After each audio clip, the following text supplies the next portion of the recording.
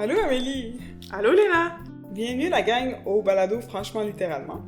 Aujourd'hui, on va discuter de Carnet de naufrage de Guillaume Vigneault. Our boy Guillaume. Ben, je suis pas tant oh boy, là. Ben, on a quand même lu ces deux romans, fait que je constate qu'il c'est un personnage familier dans notre vie.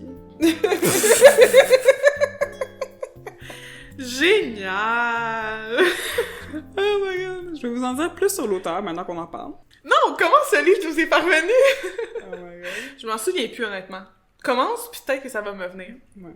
Ok, ben, moi je sais que j'ai eu à lire ce livre-là au secondaire. Donc, en ma 5e année de secondaire, j'ai encore mon petit foyer 508 écrit dans dans ma copie du livre.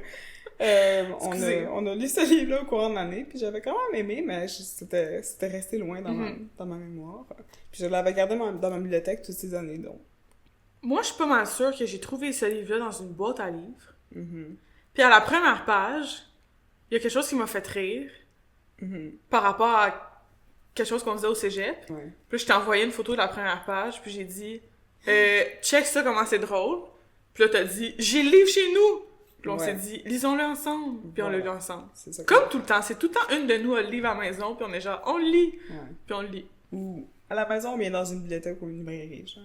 Ouais. Ben ouais, on l'a lu. On l'a lu, ça fait des années de ça, en fait. Non, 2 ans. Ben, des années. Ah. C'est plus qu'une année. Des! En mai 2021.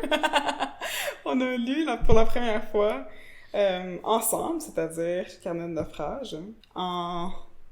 Je me souviens plus quel mois, mais en 2022, on a lu Chercher le vent avec le club de lecture. Ouais. Les gens ont pas tant trippé dessus, sur Chercher le vent. Non. Puis nous deux, on était comme insultés, parce qu'on était comme, le premier était vraiment bon. Oui. On t'a insulté parce qu'on était comme, mais our boy! Notre ami Guillaume! Mais on a quand même décidé de le relire ensemble, hein, puis ça a été éclairant comme lecture. Vraiment, on a des choses à dire. Oh my god! Ça va peut-être être un épisode un peu différent de d'habitude. Oui, mais c'est ça qui est le fun de relire quelque chose à plusieurs reprises, à différentes époques de ta vie. Genre. Ouais. Puis de pouvoir constater comment est-ce que toi-même tu évolues, puis tes goûts, ils changent au fur et à mesure. Spoiler alert! Parce qu'on va le dire, mais il faut mentionner que c'est un livre qui a été publié en 2000. Oui. Donc, c'est le plus vieux livre dont on va discuter pour l'instant avec le balado. Puis ça paraît, ça a 20 ans. Ouais. Mais c'est quand même, c'est pas si pire. Dans le grand spectre des choses qui sont... qui vieillissent différemment, disons, c'est pas si pire. Donc, je vais vous parler de l'auteur, de notre cher Guillaume Vigneault. Ok, mais tu donnes trop d'amour, là. J'ai pas le droit de l'aimer. Notre cher Guillaume Vigneault. Je sais pas qu'est-ce que t'as contre mon amour avec Guillaume Vigneault, là, mais... Comme si c'était genre notre auteur préféré. Sorry, mais moi pis les lions, honnêtement, on est besties, fait que... Yes, moi je suis lion, ok, vous devez comprendre ça.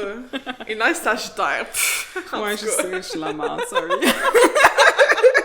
Sorry for my sign. Les gens qui aiment pas l'astrologie sont déjà partis. Ah ouais, c'est fini, on a fini de parler d'astrologie, de rien. Pour l'instant. Donc, Guillaume Vigneault est né le 5 août 1970 à Montréal. Il détient un baccalauréat en études littéraires de l'UQAM et a entrepris une maîtrise dans le même domaine avant de se mettre à l'écriture. Il publie son premier roman, Carnet de naufrage, dont on parle aujourd'hui, en 2000, puis son deuxième et dernier jusqu'à présent, Chercher le vent en 2001. Chercher le vent remporte plusieurs prix, dont le prix France-Québec Jean Hamelin, le prix littéraire de l'Association France-Québec Philippe Rossillon et le prix Ringuin de l'Académie des lettres du Québec, tout en 2002. De plus, Chercher le vent a été lancé en octobre 2002 en langue anglaise chez l'éditeur torontois Douglas McIntyre sous le titre Necessary Betrayals. Vive les traductions de livres, honnêtement. Moi, les traducteurs littéraires, je suis épatée. C'est quoi la pire traduction de livre que t'as eu, genre? Que t'as vu? Moi, je pense que c'est une des pires. C'est quoi cette affaire-là? She's up there. Genre, je pourrais pas te dire c'est quoi la pire parce que j'en ai vu des belles choses. Au fil de mes lectures, j'ai vu de très belles traductions, c'est-à-dire de très chaotiques traductions. Mais mettons, genre, le livre que je parlais l'autre jour, Perfect, qui a été traduit par 2 secondes de trop. Genre, ça a full un lien avec le livre, Oui. mais aucun rapport avec le titre en français. Oui. Ça m'arrive pas si souvent de lire les deux langues d'un roman. Non, Ou je fais... plus qu'une langue, fait que je me souviens pas nécessairement des titres. C'est ça Ok, que parce j'essaie que de t'as dire. tout le temps le titre original dans... Pas tout le temps. littérature. La majorité du temps, je le lis dans la version originale. Ah, ok. Puis des fois, c'est quand... Disons, s'ils font une adaptation cinématographique, à ce moment-là, je vais voir comme la version dans l'autre langue. Là. Puis là, je vais faire comme... Pardon? Non, je voulais plus dire que quand tu lis une traduction, Oui. le titre original, il va être écrit à l'intérieur du livre. Oui, je sais, mais Ouais. c'est ça. La majorité du temps, je vais le lire dans la version originale. Ok, Fait ok, que je verrai donc- pas la traduction. Ok, ouais. Puis depuis, donc, les deux publications de ses romans, il est scénariste. Il est auteur, entre autres, pour les émissions La Faille 2, Demain des hommes et La Soirée des Jutras 2009. Il est scénariste ou co-scénariste pour Sympathie pour le diable, Chasse-galerie et Tout est parfait, qui a gagné des prix d'ailleurs. Et ses parents sont Alison Foy et, vous vous en doutez bien, Gilles Vigneault. Pas moi qui lisais Foy dans ma tête. I mean, peut-être que c'est Foy, peut-être qu'elle est plus anglophone. Moi, j'étais genre Alison Foy. Donc oui, C'est-tu moi, ça, je vais... mon pays? Honnêtement, Gilles Vigneault, moi, je l'aime bien, là. Ouais, j'ai rien J'ai qui- le chemin montant chez nous, puis j'aime bien ça. Un recueil de poésie. Ok. Tu connais My Love pour la poésie? Oui. Je connais Ta Love.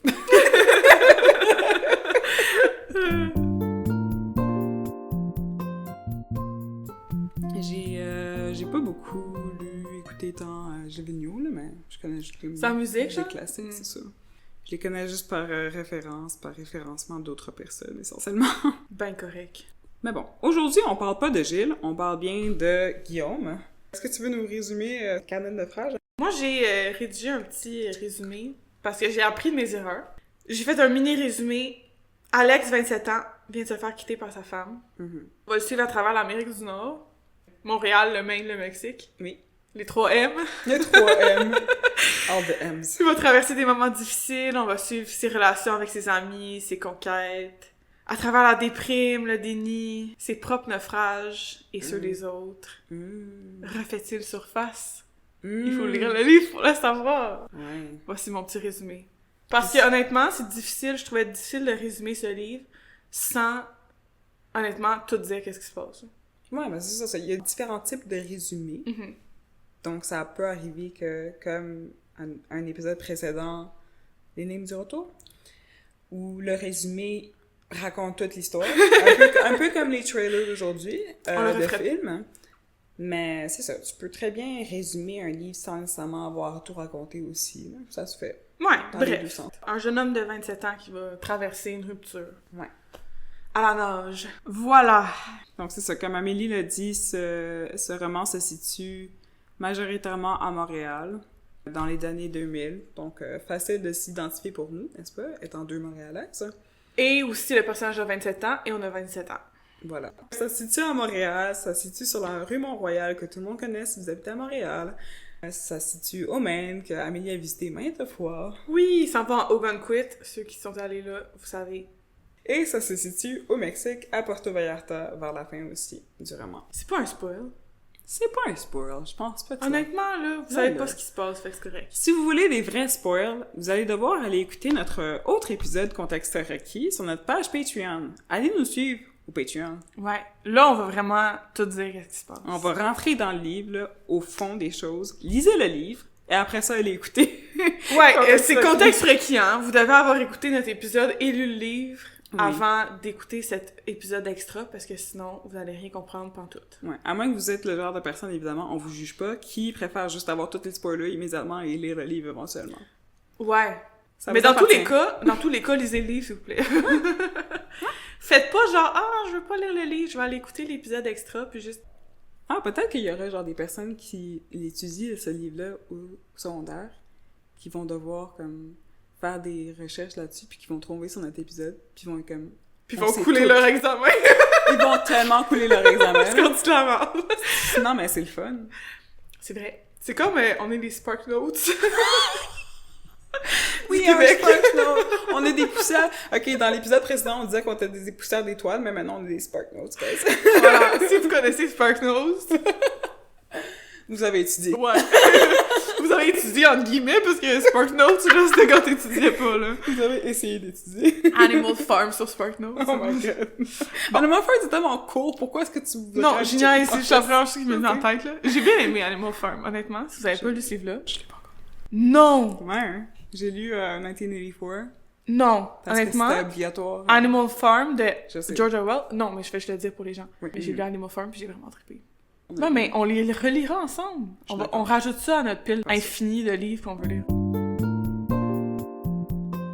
Est-ce que je peux y aller avec la forme?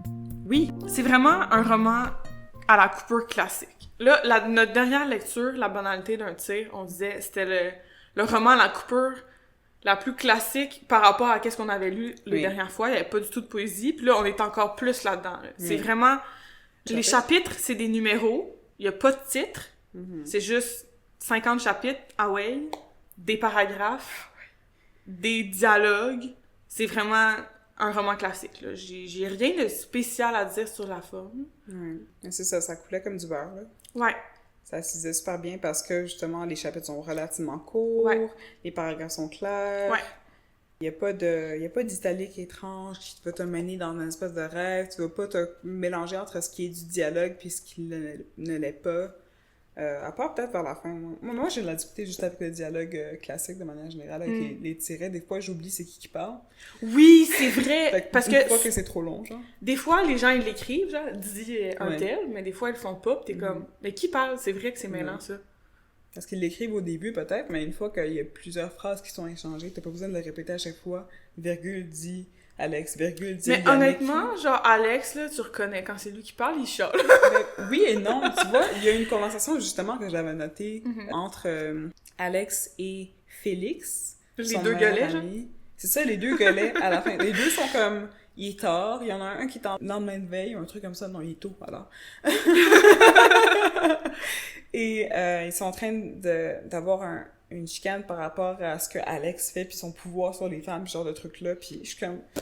Man, je sais plus qui dit quoi, puis en plus, il rentre dans des affaires, genre dans des dédales littéraires, puis sur la philosophie, puis je suis comme... Arrêtez votre université, là! Ouais. Mais c'est ça. Ça m'a pris un petit bout avant de faire comme... OK, c'est lui qui parle à ce moment-là. Je m'étais perdue rapidement, là, mais en tout cas... Ça, c'est la seule fois que la forme m'a comme... Mais sinon, le reste du roman est très simple à comprendre. Oui. Là. C'est super accessible. C'est du français tout le long. Tu sais, je veux dire... Ah, y a-tu un petit peu d'anglais? Il y a un petit peu d'anglais, il y a un petit peu d'espagnol aussi, comme... Bon, j'ai dit des folies. Dans le fond, c'est 3 langues mélangées. Vous allez rien comprendre. C'est beaucoup plus rare que la banalité d'un tir, on s'entend. Ouais, c'est ça. Parce que c'est pas ça l'objet du livre. Oui. Puis c'est quand même un livre de moins de 300 pages. Là. Oui, ça se lit très bien. Ouais. Moi, je trouvais ça drôle parce que le personnage a 27 ans, puis pas mal sûre que je suis pas mal sûre. C'est vrai. La première fois qu'on l'a lu, on n'avait pas encore 27 ans. Non. En tout cas, surtout pas toi au secondaire, Non. quand t'avais 17 ans, quand t'as 27 ans. Ouais. Mais moi, j'ai comme l'habitude ou le feeling à chaque fois que je lis un livre que les personnages sont toujours plus vieux que moi. Surtout quand j'étais au secondaire, puis je lisais des livres avec des personnages dans la vingtaine. Oui. Puis maintenant, je suis dans la vingtaine, la fin vingtaine, puis quand je lis des livres avec des fois des personnages en 22-23 ans, je suis comme, non, ils sont plus vieux que moi, ça marche pas de même. Non, pas tout à fait. Mais c'est ça, c'est une petite parenthèse qui m'a fait rire. Mais c'est intéressant ce que tu dis parce que ça crée un rapport particulier dans la lecture de manière générale. Là. Si tu passes, c'est comme si tu plaçais tes personnages à un niveau supérieur que le tien, genre. Je trouve ça comme ça. Comme si tu te places en infériorité par rapport au protagoniste, comme pour te laisser enchanter, pour te laisser emporter par l'histoire, ou bien parce que tu valorises davantage tes histoires, je sais pas. En tout cas, je pense que je voudrais juste comme ne pas trop m'associer. Ouais. Faire comme, cette personne-là, c'est comme mon ami, genre, tu sais, je sais pas. Je sais pas pourquoi je fais ça. Intéressant pareil, là. Moi, généralement, je prends juste comme l'âge, puis ça finit là, là. Je m'imagine à l'âge auquel les personnages sont. Et dans ce cas-ci, c'était pas bien compliqué de l'imaginer parce qu'il y avait 27 ans. Là. Mais, par exemple, il y a une autre personnage dans le roman qui s'appelle Camille, qui a 19 ans. Puis j'essaie de me souvenir de quoi j'avais l'air à 19 ans, c'est-à-dire pas physiquement. T'avais la même face. C'est ça, j'ai pas faut le changer, là, mais juste par rapport à dans ma tête ce qui se passait, qu'est-ce qui se passait dans ma vie, puis comment est-ce que j'interagissais avec mon environnement. C'est intéressant de voir les différents âges des personnages aussi c'est ça. dans le roman, parce que ça varie énormément. Tu sais, il y a les parents du protagoniste, il y a l'homme qui rencontre au Mexique, il y a d'autres personnes. Hey, je voulais mentionner aussi, en parlant de forme, juste une dernière chose. Oui. Le livre est écrit au jeu. Le narrateur, c'est le personnage principal. Oui. Puis je pense que là aussi, on était un petit peu... C'est quoi la ligne entre l'auteur puis le livre? Oui, mais on peut se douter qu'il y a beaucoup de ressemblances. Là. Juste le fait que le protagoniste, il a 27 ans, il a étudié à l'université comme Guillaume Vigneault, en lettres. Son anniversaire est en août, comme Guillaume Vigneault. Il est aussi un lion, sa tante le mentionne dans le livre. Ouais. Il va avoir des ressemblances, il doit avoir quelque chose qui ressemble, il doit avoir un fond similaire. Mais il y en a un peu aussi avec Chercher le vent. Tu sais, les deux histoires ont des liens quand même. Oui. Et les thèmes sont semblables.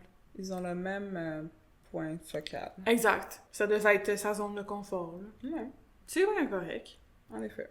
Puis je me doute bien que Guillaume Vigneault aussi, il a été barman, il a joué de la guitare et du billard, puis il semble pas vouloir prendre part à une de ses relations. Non, je la Aussi, quand t'as dit barman, j'ai entendu barman. Barman! Ça m'a juste fait penser à du beurre. On peut parler davantage d'Alex, hein? Ouais. Étant donné qu'on est là-dedans. C'est quoi ses points forts? Ben, son point fort, selon moi, c'est qu'il est un lion. Moi, c'est juste pour ça que je l'aime. Non, mais on peut parler d'Alex et de masculinité de manière générale de l'époque, hein, des années 2000. Vraiment, il y a pas de point fort? Je vais parler de points forts aussi, OK? Je vais pas juste comme dire bâcher sur la masculinité des années 2000. C'est pas du tout ça que je veux dire. Je veux juste dire que c'est ça qu'on va présenter pendant les quelques prochaines minutes, OK? Mettons Alex en contexte. Masculinité 2000, genre. C'est ça que tu veux dire. C'est ça. Genre. Exactement. Oui. Parfait, je comprends. Allons-y. Donc, mise en contexte. Ce sont les années 2000. Tout le monde porte des pantalons beaucoup trop larges. Les tailles sont vraiment basses pour une raison X. Le sens de la mode est vraiment effarant. Les coupes de cheveux sont nulles. On avait 4 ans en 2000, Elena, là. J'avais des cordes du diable à cette époque-là. Oh! Mes deux traits sur les côtés. Ok, oui, j'ai vu des photos. C'est ça, là. Je pense que Alex, comme personnage, c'est très intéressant d'être placé dans la peau de cet homme-là quand tu lis ce roman-là, parce que il est en déni. C'est la grosse désinvolture, une grande rupture qu'il vit, puis tu sens que c'est vraiment orageux, puis il y a rien qui se passe au niveau émotionnel, c'est juste un bouillon, genre. Il fait juste comme vivre et être, et il comprend pas nécessairement son impact sur les choses qu'il fait autour de lui. Et les autres. Et les autres. Surtout les autres. Ouais. D'ailleurs, on en parlera davantage dans Contexte requis, mais il y a une section où est-ce qu'il parle avec Félix, parce que j'adore Félix. Il comprend tout. Félix, on l'aime. Oui. Je sais pas c'est quoi son signe. Ouais. Comme quoi, c'est pas tous les hommes des années 2000, non? Il est probablement pas cancer. Faut qu'on arrête avec les références. C'est très logique. Mais c'est ça, il y a des grosses émotions qui sont mal exprimées, Alex. Il l'exprime comme s'il préférait pouvoir avoir de la haine ou de la rage envers son ex, envers Marlène, la fille qui le quitte, donc. Puis il se voit incapable de juste pouvoir être en colère contre elle, alors qu'il est en colère contre tout le monde autour de lui à la place. Il est en colère contre l'autre homme qui est impliqué dans cette situation-là, c'est-à-dire la personne avec qui Marlène est pendant X temps. À la place de son mari. Parce qu'ils étaient mariés. Ouais. Puis je trouve que, ben pas que ça démontre un peu l'époque, mais je trouve que, en tout cas au Québec, c'est de moins en moins comme, on n'entend plus des gens qui se marient. Fait que déjà, ça trahit, mais un peu, ça trahit un peu l'époque en disant, ah ok, ils étaient mariés, puis c'était pas bien correct, là, c'est encore correct, mariez-vous si vous voulez, mais c'est moins commun maintenant. Oui, c'est ça. On parle plus de conjoints civils, ou d'union civile, c'est-à-dire, que de mariage, littéralement. Puis, ils se sont mariés à 23 ans, là. Quand même jeune. Oui. Genre, il a 27 ans au moment de ce roman-là. C'est pour ça, je pense que je le mettais plus vieux que moi, parce que j'étais comme les gens qui sont mariés depuis 4 ans, ils ont pas 27 ans. Oui, c'est ça. Pour nous, c'est plus le cas. Exact. Je pense que il y a d'autres qualités, à mon avis, Alex. Là. Il a l'air d'une personne réfléchie. Il a fait des autres études. Il est rendu à la maîtrise au moment de commencer le roman. Il est capable de formuler une opinion intelligente sur bien des choses, sur ses émotions.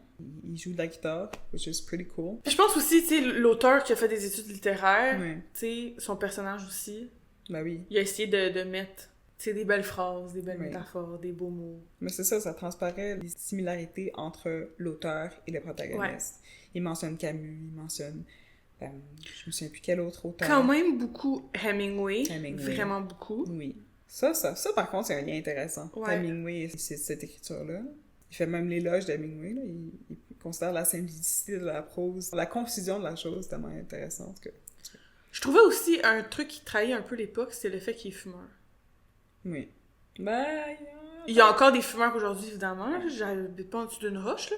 Mais je trouve que, en tout cas, dans les romans que j'ai lus dernièrement, les personnages, ils fument plus. Tu sais, s'ils fument, c'est pas à chaque 4 pages. Ouais. C'est pas comme cool. Ouais, alors que dans ce livre-là, c'est un peu... Ça transparaît un peu comme ça, là. Ouais. C'est vrai que j'ai pas lu beaucoup de livres fumeurs, entre gros guillemets, dernièrement, mais je pense pas que c'est disparu pour autant, c'est juste qu'on les a peut-être pas lus. Je pense pas non plus, c'est juste... Une réalité différente. C'est pas valorisé, c'est pas quelque chose qui est considéré comme étant bon en soi. C'est ça, mais c'est plus comme un gars marié fumeur. Je suis comme, ok, les années 2000, ça Mais marche. c'est ça. C'est plus ça que je voulais dire. Je comprends. Oui. Ça aussi, ça trahit le contexte, comme tu dis. L'époque. L'époque. Ouais. Aussi, un point important qui est peut-être pas nécessairement positif par rapport à l'époque, par rapport à cette masculinité donc qu'on découvre, c'est le regard sur les femmes. Et là, j'étais un petit peu triste de retomber dans un narrateur masculin, mais surtout un narrateur masculin des années 2000. Parce qu'on en parlait dans l'épisode précédent à quel point ça nous avait manqué la perspective féminine en lisant Danny Laferrière, quand on a trouvé la banalité d'un tir, ça nous a fait du bien. Puis là, on retourne un peu là-dedans, puis on est comme, ça nous manque à nouveau. Oui. C'est le grand retour de la nuque. À la page 35, d'ailleurs, il parle de la nuque de Camille. Je vais te lire l'extrait. Camille était cute. Je l'aimais bien. Par une des fenêtres de la maison, je pouvais voir Camille qui lisait. Sa nuque dorée, ses cheveux relevés en un chignon négligé. Ses épaules qui goûteraient la mer tout à l'heure. Je ne suis pas descendue tout de suite de voiture, tant l'air était doux, tant elle était belle, tant cette immobilité avait de la gueule. Je suis restée un long moment comme ça, les yeux dans le vague, la mer dans les oreilles. Mais honnêtement, c'est la partie la moins insultante, là. Oh non! Genre, moi, j'aimerais ça que quelqu'un parle de ma nuque comme ça, là. Oui, définitivement. J'ai absolument rien là-dessus. C'est juste que de partir d'un endroit parce on n'objectivise pas le corps de l'autre et de revenir là-dedans, là, j'étais comme, c'est drôle, on parle encore de nuque. Comme si c'était genre la chose par rapport aux femmes. La nuque!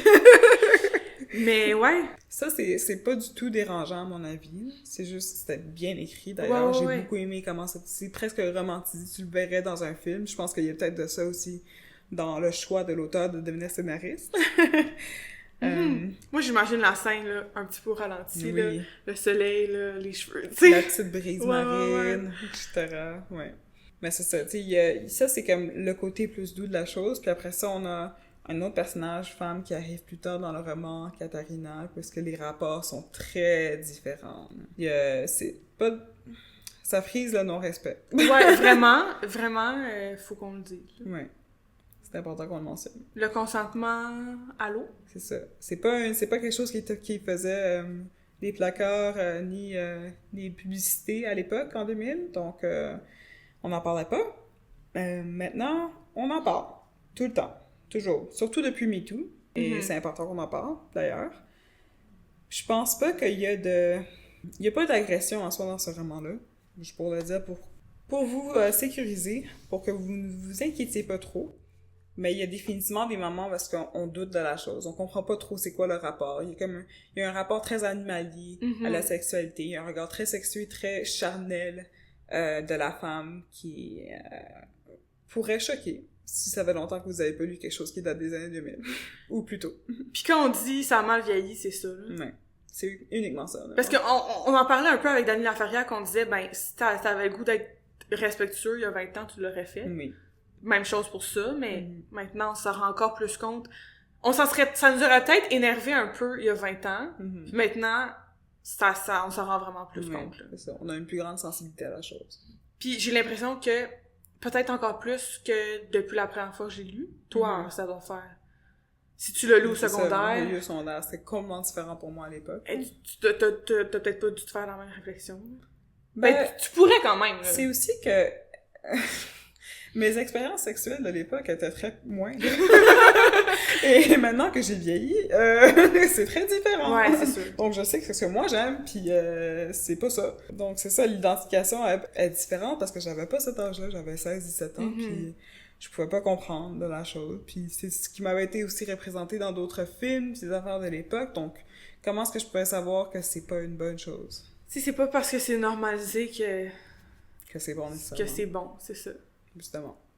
Encore une fois, we don't want to yuck your yums, genre, on va pas dénigrer qui que ce soit qui aime ce genre de rapport sexuel-là, tant que c'est fait en consentement, évidemment.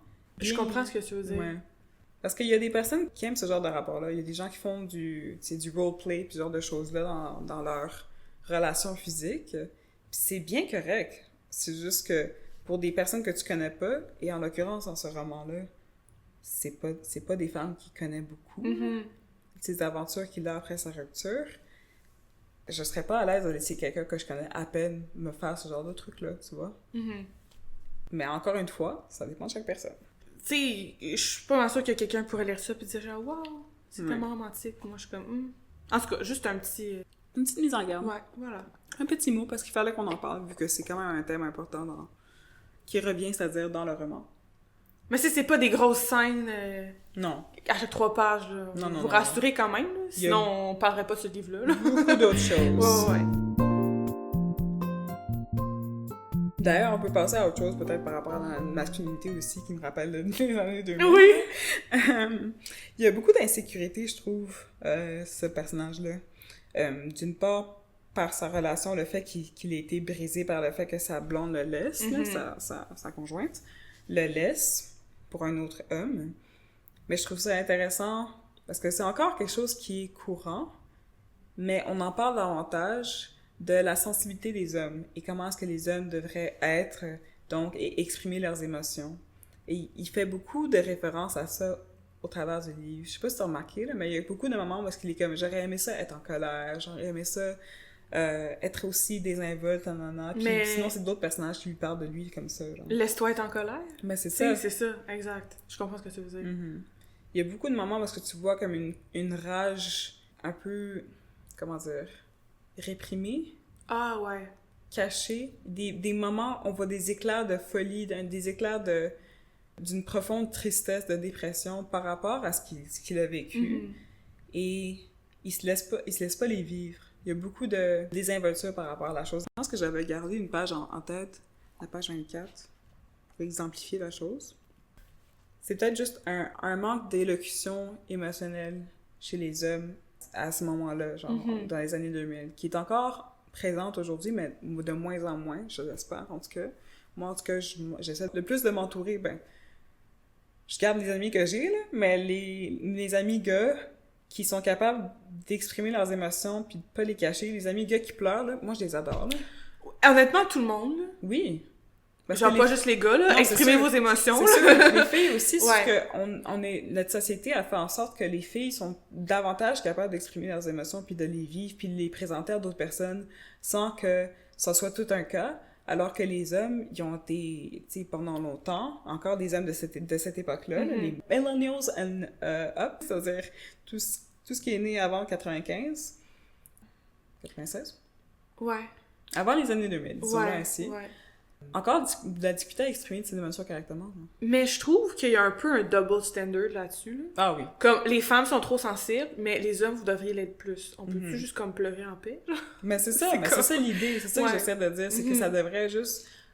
Tout le monde pourrait juste s'exprimer comme il veut dans ce sens-là, puis pouvoir vivre ses émotions sans être perçu différemment parce que tu es d'un certain genre, alors que le genre construction sociétale, on s'en fout-tu. Ouais, vraiment, pleurer, ou pleurez pas, mais... Ouais, c'est ça. Faites ce que vous avez besoin. Vivez les émotions que vous avez besoin de vivre. Exactement, c'est ça que je voulais dire. Bref, à la page 24, Ça parle de la rupture, justement, avec Marlène. Son ex-femme. Et donc, sa première aventure à l'extérieur de cette relation-là, après la séparation initiale, est avec Camille, une jeune étudiante de 19 ans. Et il a une conversation avec elle par rapport à son mariage, justement. Elle lui demande, par exemple, pourquoi il était marié, et il sait pas comment exprimer ça.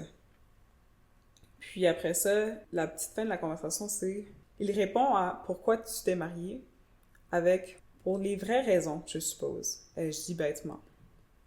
Camille dit « Et pourquoi? » Il répond « Pourquoi on n'est plus ensemble? Parce qu'elle m'a laissé, parce qu'on ne se voyait plus, parce qu'il paraît que j'étais absent, désinvesti. » Camille dit « Il paraît? » Il répond « Oui, il paraît que j'étais désinvesti. » Il dit « Ah, désinvesti, quel mot? » C'était l'accusation fatale, cette litanie de 4 syllabes, le leitmotiv, le mantra, l'alibi fuyant.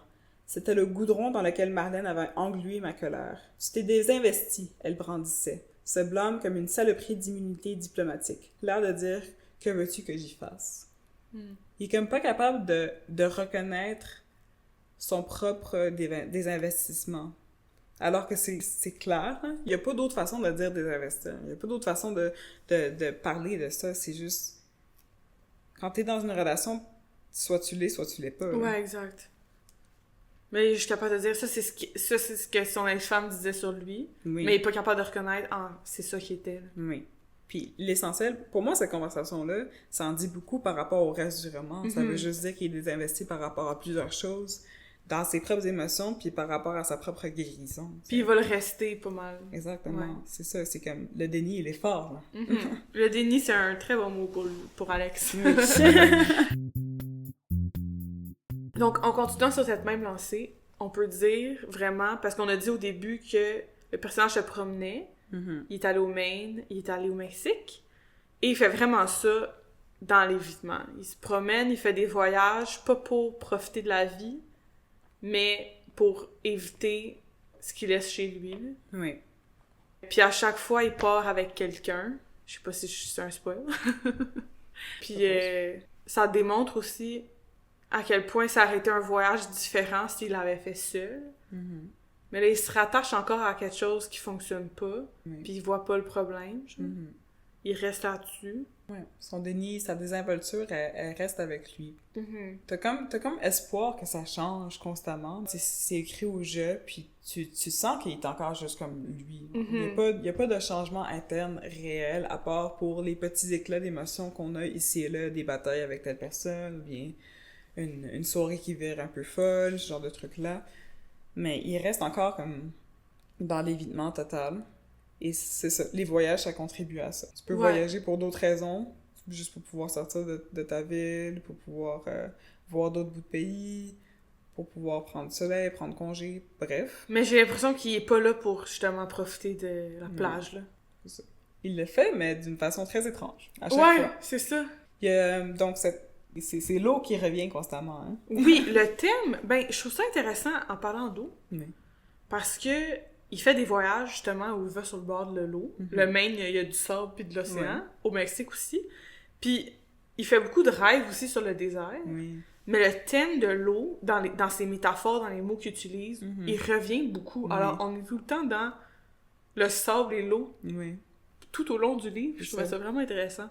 C'était vraiment très houleux. Ouais. Je trouve que son écriture est très forte à Guillaume Vigneault pour pouvoir garder ce même ton tout au long du roman, où est-ce que tout est un petit peu en vague, ça arrive, là, soudainement, il y a comme un gros crash, un petit peu comme quand tu ferais du surf, genre, puis là, tout d'un coup, t'attends la bonne vague pour pouvoir partir, et t'attends pendant longtemps. Puis si tu manques le bon moment, tu te fais écraser la face. Tu te fais pogner, là. J'avais exactement noté ça aussi. Okay. J'avais dit que le roman était justement en vague, des moments plus calmes, où t'es en dessous de la vague, puis quand il est tout seul, quand il réfléchit, quand il s'ennuie, quand il est déprimé. Puis, à l'inverse, quand la vague est là, elle revient, puis là, elle s'écrase. Là, c'est vraiment des moments explosifs, là, quand il chicane avec son entourage, il crie, il se bat, ou quoi que ce soit. Fait que c'est vraiment... la métaphore de la vague, elle est vraiment là. Et littéralement, il y a des vagues aussi, il se baigne, il va dans l'eau. C'est ça. Ouais, moi, j'avais séparé le roman pas en vague, mais en carnet, parce que, étant donné que ça s'appelle Carnet de naufrage, mais c'est sûr que c'est relié, selon moi, là. C'est comme si chaque carnet finissait par un crash, justement, d'une grosse vague, d'une certaine manière, parce que, disons, c'est ça, le premier carnet que j'avais noté, c'est au début du roman, au tout début, même avant le premier chapitre, il y a comme un prologue. C'est pas écrit prologue, mais c'est 2 pages de texte bien simple qui commence par je suis rentrée à Montréal sous un de ces orages apocalyptiques de juillet. T'sais. Fait que tu peux déjà, ça met en place l'orage, tu penses à la pluie, les affaires tonitruantes vraiment intenses, puis lui, il fait juste se poser sur le toit de son auto puis attendre que l'orage y passe. Puis ça, pour moi, c'est le premier indice de ce qui va se passer tout au long du roman. Parce qu'il va juste il va se laisser porter par les éléments. Et l'élément en tant que tel, l'eau. C'est l'eau. Ouais. Et puis après ça, à mesure qu'on lit, on se rend compte que ça continue comme ça. Il se fait juste porter par les éléments. Il se fait porter par les événements de sa vie. Par exemple, le deuxième carnet que j'avais noté, c'était comme la séparation avec Marlène, puis le fait qu'il apprend que c'est à cause d'un autre homme, ou bien, il dit que c'est à cause d'un autre homme, mais comme j'ai lu l'extrait tout à l'heure, c'est lui l'homme! C'est lui l'homme! C'est lui le problème! Puis après ça, le personnage, en tant que tel, il adore l'eau, il adore aller nager.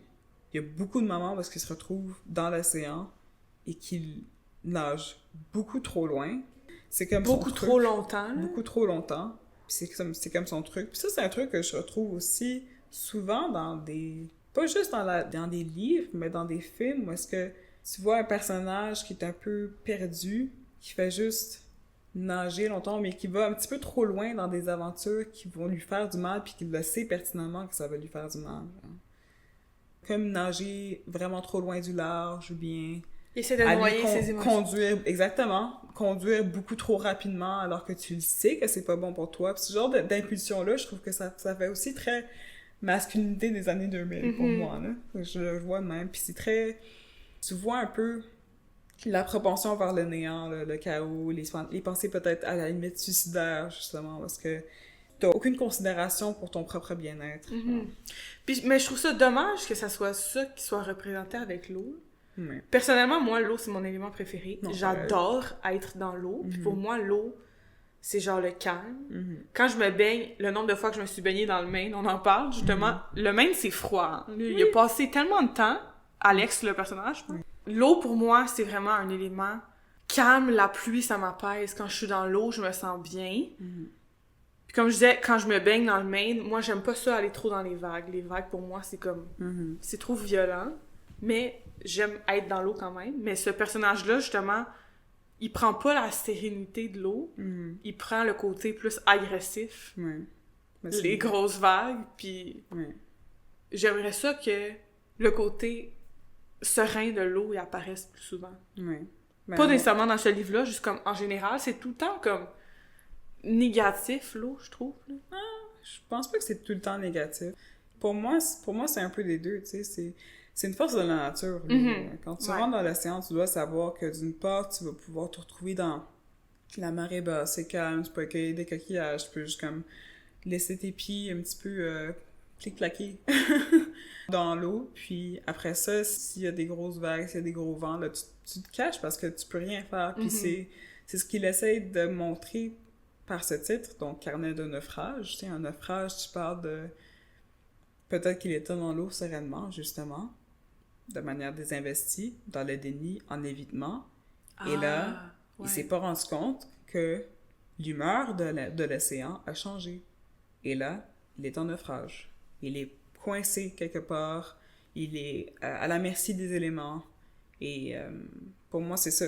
Pour moi, c'est ça, ce livre-là. Puis oui, peut-être qu'on se représente pas aussi souvent dans la culture populaire l'eau comme étant calme, mais tu sais, l'eau, c'est la vie, là. L'eau, c'est la vie. Littéralement. La Terre est formée à 70% d'eau. Nous aussi. Nous aussi. Il y a de quoi là-dedans. Là. Mais qu'on veuille le représenter comme le méchant élément qui va tout renverser, qui va faire en sorte que plein de personnes vont être échouées, perdues à la marge, ce genre de truc-là, c'est une chose, mais c'est aussi... C'est nous, là.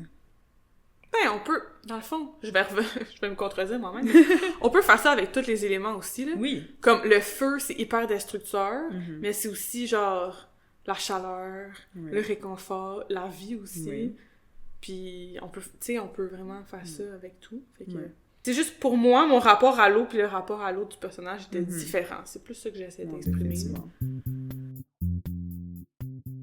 C'est pour ça aussi, d'ailleurs, que j'ai apprécié que la lecture se faisait aussi rapidement, parce que c'est vraiment... C'est-à-dire que c'est un livre qui est court, puis t'as pas le temps de trop te mêler à ce qui se passe, ben, c'est-à-dire de trop te sentir comme tourmenté, comme le protagoniste l'est, genre. C'est juste pendant ce naufrage-là que tu reçois toutes les ondes de choc que lui-même reçoit en le lisant. Puis après ça, ben, tu te souviens qu'il y a encore le soleil qui brille dehors, là. Tu peux encore boire de ta bouteille d'eau sans souffrir de peu importe ce qui se passe. En tout cas, ben oui, c'est vrai que tous les éléments ont ces aspects-là, à la fois pour nous sauver, et s'ils sont pas de bonne humeur, pour nous faire du mal. Mais c'est rien contre nous, c'est juste la nature. Ouais, dans le fond, Alex, il se bat constamment contre sa propre nature. C'est pour ça qu'il est aussi désinvesti. Respectez l'environnement, puis... c'est ça, on va encore revenir là-dessus. Vivez en cohésion avec l'environnement, parce que l'environnement, c'est vraiment génial. Voilà. Ben, je trouve que même si, en tout cas, moi, je m'attachais pas tant au personnage d'Alex, là. Je m'attachais plus au personnage qui l'entourait. Mettons qu'on se disait tantôt Félix, on l'aimait bien, Camille, on l'aimait bien. Je trouve que le fait d'être dans la trentaine, de se chercher, de vivre une grosse rupture, on peut facilement s'associer à ça, là, même si on n'est pas un homme de 27 ans. Tu sais, même si on s'attache pas au personnage, on peut quand même s'y retrouver. Comprendre le contexte, comprendre son émotion. Exact. Tu sais, un peu chercher qu'est-ce que tu veux dans la vie, puis tu sais, même... Nous, on a fini nos études, pour l'instant. Mais il y a quand même des gens dans notre entourage encore aux études. Puis quelqu'un un peu qui ça fait longtemps qu'il étudie, puis là, il est comme vraiment, qu'est-ce que je fais de ma vie? Genre, tu peux te poser des questions comme ça avec le personnage. Même s'il vit des moments vraiment que je recommande à personne. Non. C'est sûr qu'on vous recommande pas de vous séparer, non? non, mais c'est juste... C'est plate, une rupture, puis la façon qu'il vit, t'es comme... Ouais. C'est décourageant. Ouais. C'est sûr, mais c'est comme on dit depuis tout à l'heure, il est pas connecté à ses émotions, ce gars-là, puis que il a bien à discuter à s'en mettre à lui-même, ce qu'il vit, puis pourquoi est-ce qu'il le vit. Et ça va affecter toutes les choses dans sa vie, dont ses études, son travail, les endroits où est-ce qu'il reste, ses amitiés. Mais je trouve que ça nous fait justement alors réfléchir sur les relations qu'on a avec les autres. Est-ce qu'on prend les relations qu'on a pour acquis? Est-ce que on profite un peu des gens des fois? Nos amis sont vraiment là pour nous soutenir puis nous aider, puis quand ils nous font des réflexions, souvent, tu sais, faut les écouter puis pas leur sauter à la gorge. Tu sais, tu peux te poser des questions après sur tes propres relations autour de toi. Comment... ma dernière relation qui s'est terminée, tu sais, qu'est-ce qui s'est passé? Ben, tel ami qui m'a dit telle affaire. Peut-être que je pourrais réfléchir là-dessus. Tu sais, je trouve que ça nous amène une réflexion quand même. Non, définitivement. Surtout que c'est quelqu'un qui a 20 ans, là. C'est nous, là. On est là-dedans, là. On est dans notre vingtaine, on comprend ces émotions-là, on peut les imaginer. On n'a pas toutes vécu des ruptures pareilles, évidemment, là, mais... Tu sais, on sait que c'est difficile de se trouver, là, parfois, quand tu sors des études, puis après ça, tu veux commencer à travailler, tu veux juste comme vivre ta vie, avoir un appartement, peu importe. C'est difficile de ne pas se questionner, même à cet âge-là. Puis c'est vrai que c'est important de valoriser ses relations, donc, avec les autres, puis de voir qu'est-ce que d'autres personnes apportent à notre vie. Genre. Puis est-ce qu'on respecte ces opinions-là? Est-ce qu'on respecte ces personnes-là? Et à quel point? Jusqu'à quel point, genre, aussi. Parce que je trouve que Alex, des fois... En tout cas, ses relations étaient quand même explosives, là. Oui. Puis je trouvais que des fois, il manquait un peu de respect envers les gens qui essaient de l'aider. Je sais pas, il y a des... Je trouve que ses relations étaient quand même relativement saines, dans le sens que, disons, avec les garçons, genre... Ouais, OK. Mettons Félix puis Yannick, genre, j'ai pas eu de problème avec ces relations-là. Oui, ils se parlent ils se parlent dans le casque des fois, mais je pense pas que c'est une mauvaise chose en soi. Je pense que c'est juste comme des amis qui se disent les vraies affaires, puis au final, ils s'apprécient, là, assez pour que... Je sais pas si c'est un spoiler, là, mais assez pour que Félix puis Alex vivent ensemble, éventuellement. Assez pour qu'il rende visite à Yannick, à son ami au Mexique, puis que lui, il lui paye littéralement la traite pendant qu'il reste dans son hôtel. Ben oui, mais comme c'est quoi la limite entre tes amis sont généreux puis t'es un petit peu profiteur? Non? En tout cas, moi c'est un peu comme ça que je le voyais, là. C'est comme ça qu'on le voit, mais c'est parce qu'on n'a pas pitié pour Alex, parce que lui-même, il a aucune pitié pour lui-même. C'est vrai. Vois? C'est plus son propre regard qui est posé sur lui-même qui fait en sorte que, genre, tu te rends pas compte à quel point il souffre, ce gars-là, mais ses amis, ils le savent. Puis c'est pour ça qu'ils sont aussi gentils et aimables avec lui. Ils l'aiment, là. Comme quoi, alors, l'opinion qu'on a sur nous-mêmes est souvent erronée, là. Oui, comme la majorité du temps. C'est comme quand t'écoutes ta propre voix en enregistrement pis t'es comme arc.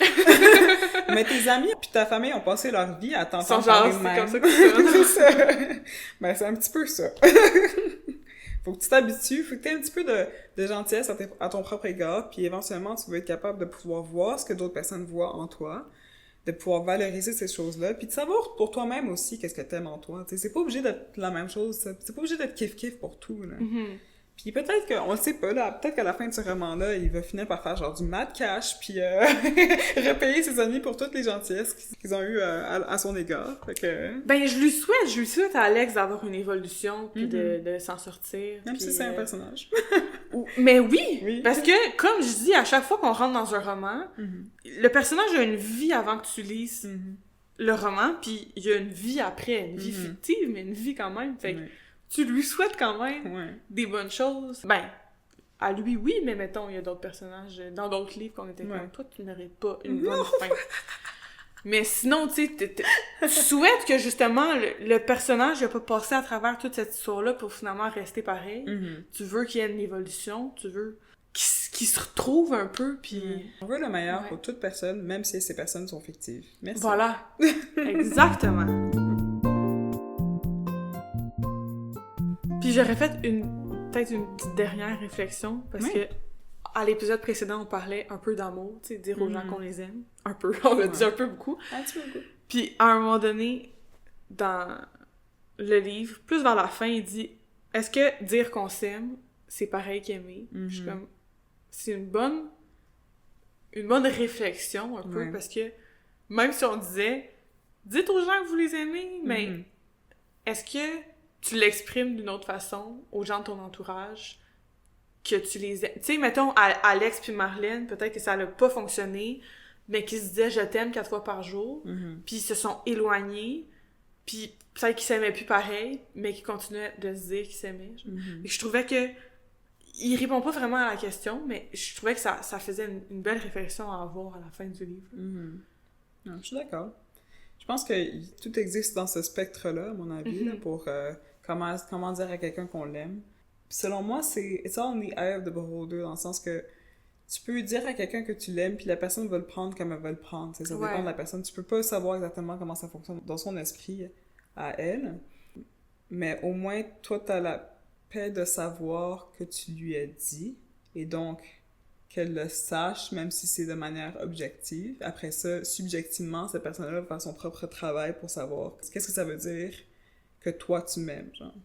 Puis après ça, aussi, ce qui est important, c'est comment est-ce que tu exprimes cet amour-là, comme tu dis. Ouais, exact. Ouais, c'est-à-dire que ça peut être aimer, dire juste à quelqu'un que tu l'aimes, ça peut être aussi juste comme passer du temps avec elle, lui offrir des cadeaux, ce genre de trucs-là. Tu sais, on parle des love languages. Ouais, les langages de l'amour. Langage de l'amour. Tu sais, on a toutes différentes façons d'exprimer l'amour, de comment est-ce qu'on préfère l'exprimer, puis comment est-ce qu'on préfère le recevoir. Puis après ça, ben, c'est ça dépend des personnes. Mais c'est juste que je trouve qu'on voit qu'avec Alex, justement, comme tu as dit tantôt, il est désinvesti. Est-ce que dire « je t'aime » c'est rendu comme un réflexe? Il aimait Marlène, là, c'est sûr. Si elle l'avait pas laissé, ils seraient probablement encore ensemble. Mais c'est juste, ça te mène à réfléchir un peu à... Tu sais, oui, j'aime les gens de mon entourage, puis je leur dis que je les aime, mais tu sais, comment ils se sentent par rapport à cet amour-là. Ouais. Puis il y a 3 sujets, là, dans la phrase « je t'aime », c'est « je ». Est-ce que tu es complet toi-même? Est-ce que tu as la capacité d'aimer en ce moment, parce que s'il est désinvesti, c'est probablement pas relié à Marlène nécessairement, c'est lui. C'est lui qui allait pas bien. Il y a toi dans Je t'aime, t'as cette autre personne-là qui existe aussi à part entière, puis il y a Aimer. Aimer, c'est peut-être l'entité qu'on met un petit peu trop sur un piédestal des fois, mais aussi qui est nécessaire, parce que l'amour, c'est la vie, comme l'eau. On voit la grimace dans ta face. Moi, je la vois, en tout cas. C'est la vie, donc... c'est cette entité-là, est-ce qu'elle existe indépendamment des deux personnes qui sont dans la phrase « je t'aime » ? Est-ce que c'est quelque chose que tu veux continuer à ressentir, même si t'es pas proche de la personne qui vient de te dire qu'elle t'aimait, ou bien que toi, tu lui as dit que tu l'aimais? Tu sais, toutes sortes de questions qu'on peut se poser sur qu'est-ce que l'amour, puis qu'est-ce que ça peut nous faire ressentir aussi quand on le perd, quand on sent qu'il change, ce genre de trucs-là, puis les différentes types de relations d'amour. Tu sais, il y a des belles amitiés aussi dans ces livres-là. Absolument, ouais. Il y a des amours qui sont plus éphémères, mais pourtant qui durent aussi, un petit peu comme avec Camille. Là. Bref. Mais oui, c'est une bonne réflexion à avoir sur qu'est-ce que ça veut dire réellement de dire « je t'aime ». Puis je trouve que c'est ça que j'ai aimé du livre, c'est que il y avait plein de petites phrases un peu pépites comme ça. Oui. Parce que l'écriture est belle quand même. Oui. Je trouve que c'est écrit d'une manière familière et comme littéraire en même temps. Oui. Il y a comme... C'est très philosophique. Ouais, mais en même temps, il parle comme en bon québécois. Oui. Fait que t'as comme un peu le mix des deux. Fait que tu peux avoir des phrases super poétiques, puis après t'es comme, est-ce que cette personne sait parler? Mais tu sais, comme des petites phrases comme ça, tu sais, je le mentionnais dans les autres épisodes que, moi j'ai beaucoup plus de facilité à trouver comme justement des phrases comme ça que je trouve tellement magnifiques avec de la poésie. Ouais. Avec le roman, c'est plus difficile. Mais quand t'as des petites phrases comme ça qui te font réfléchir, tu te dis « Ah, j'avais pas pensé à ça, mais je vais comme méditer là-dessus. » Je trouve ça vraiment le fun. Je suis contente que t'aies rajouté cette réflexion-là. Yeah! Yeah! Je voulais lire un extrait à la page 165 où il parle un peu du surf. Oh my god. Oui. Tu l'aimes pas? Non, j'aime bien cette phrase-là. C'est un extrait juste avant l'autre extrait un peu moyen, là. Mais cet extrait-là, il est bon. De la terrasse, j'ai encore observé le surfeur. Il n'avait rien d'un acrobate, mais il savait ce qu'il faisait. Il pouvait rester 15 minutes immobile, couché sur sa planche, à attendre sa vague. Il en laissait passer de belles, impassibles. Puis soudain, il se décidait et filait vers un endroit précis, jamais le même, et il attendait. Invariablement, une vague régulière et docile se formait là où rien ne le laissait présager. Une belle crête porteuse frisait et cueillait le gars au passage. De loin, ça avait l'air aussi simple que d'attendre l'autobus au coin d'une rue. Je savais bien que ça ne l'était pas. Se poster ainsi, avec autant d'exactitude, demandait un instinct ahurissant, une connaissance intime de la mer, de ses humeurs, de l'ordre secret qui régit ses mouvements. Une manifestation du chaos ne pouvait être prévue que par une perception également chaotique. Le gars ne pensait ni à la profondeur de l'eau, ni à la force du vent. Il laissait vibrer ses sens librement, sans le moindre calcul, et touchait à cette intelligence harmonique des choses. La première fois que j'avais senti une vague me soulever sur une planche de surf, j'avais compris que ce n'était pas un sport, que ça tenait plus du yoga que du ski alpin. Et l'aura vaguement ésotérique qui baigne toute la culture du surf n'est pas entièrement vaine. Elle n'est pas le simple fruit d'une consommation abusive de stupéfiants, comme le croient certains. La plupart des surfeurs que j'ai rencontrés dans ma vie sont d'étranges mystiques en milieu des adolescents attardés que propose l'imagerie populaire. Ça, c'est un des passages que j'ai aimé parce qu'il parle quelque chose d'hyper simple comme surfer. Puis il utilise des mots genre le gars qui sont pas très poétiques, mais je trouve que ça, harmonie. c'est je trouvais que c'était en tout cas, c'est un passage qui m'a plus marqué pour la beauté de l'écriture. J'aime pas l'utilisation du mot attardé, mais ça, c'est une autre histoire. Ça prouve encore c'est quoi l'époque. Mais oui, c'est un bel extrait. Puis c'est ça les mots que j'ai préférés dans les mots. Les extraits que j'ai préférés dans le livre, c'était quand Alex était seul, puis il se faisait des réflexions, réfléchissait. C'est ça les moments que j'ai trouvés les plus poétiques, justement. Les phrases les plus belles. Fait que c'est ça qui a accroché mon attention dans le roman. C'est pas parce que t'as un langage familier que t'as pas des bonnes réflexions aussi. C'est ça que je trouve intéressant aussi. Il y a vraiment un mix des deux, là. Ouais. Est-ce que t'as fait des lectures qui ressemblaient à ça, toi? Ben, on a lu Chercher le vent. Tu veux dire, on a lu Chercher le vent. Necessary Betrayals. Exactement. Oui. Mais je trouve que c'est comme impossible de pas mettre le rapport. Ouais. Parce que je trouve que, dans le fond, il y a des liens avec les deux livres, parce que les deux, c'est des personnages qui cherchent un peu puis qui font des voyages, mais dans Carnet de naufrage, il y a plus la trentaine, alors que dans Chercher le vent, il y a plus la quarantaine. Ouais. Fait que c'est comme... L'auteur essaie de te suivre un peu dans tes crises de la trentaine puis de la quarantaine en te mettant des voyages comme ça. Mais essentiellement, Chercher le vent, ça raconte l'histoire d'un homme, donc, dans la trentaine, qui vit une rupture également, qui est photographe, si je ne me trompe. Il me semble que oui. Et donc, qui finit par rester seul dans une maison pendant un certain temps avant de vouloir partir en voyage.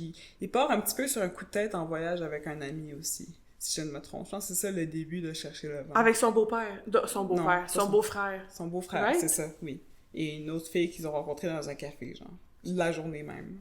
Bref, je trouvais ça vraiment intéressant, ce livre-là aussi, juste pour ce départ qui ressemble énormément à Carnet de naufrage. Ouais. Puis, donc, ça facilitait le rapport à pair, donc, entre les deux romans de Guillaume Vigneault.